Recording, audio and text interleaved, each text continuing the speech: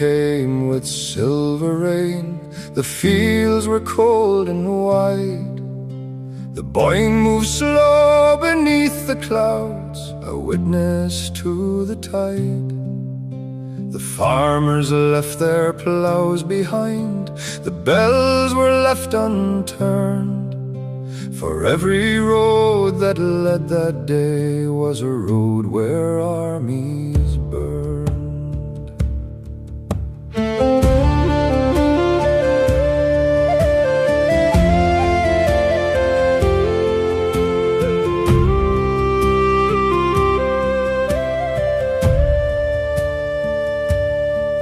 From distant lands the strangers came, with banners held up high.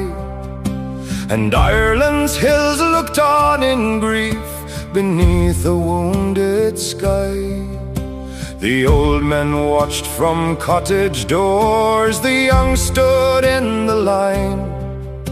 For history was written there with blood upon the vine. Oh, where the river met the sword, where the thunder shook the ground, 1,000 voices disappeared, but left an endless sound.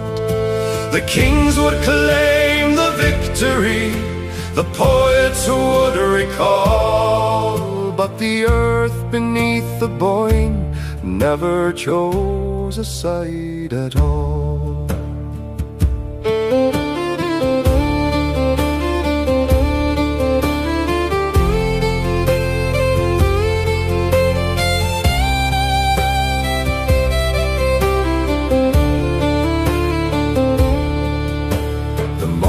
Songs of marching men were gone before the night.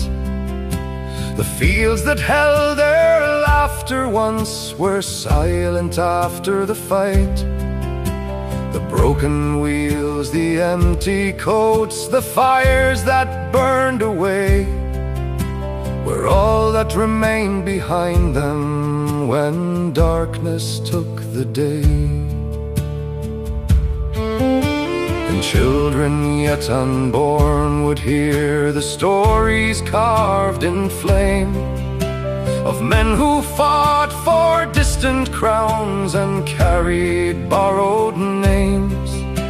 But underneath the ancient stones, beyond the tales of pride, were ordinary hearts that beat before they went and died. Oh, where the river met the sword, where the thunder shook the ground, 1,000 voices disappeared, but left an endless sound.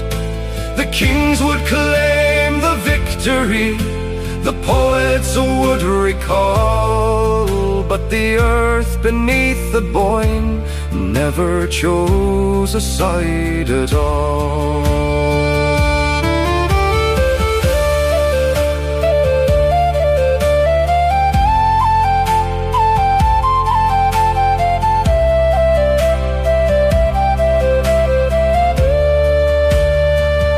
So let the banners fade to dust, let old anger lose its hold. For rivers do not carry hate, and fields do not grow old.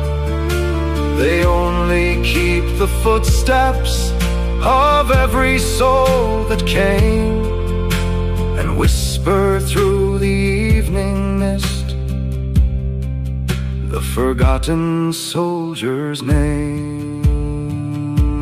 So where the river met the sword, the waters still remain, still flowing past the battlefield, still washing over pain. And when the Irish wind arrives across that ancient shore,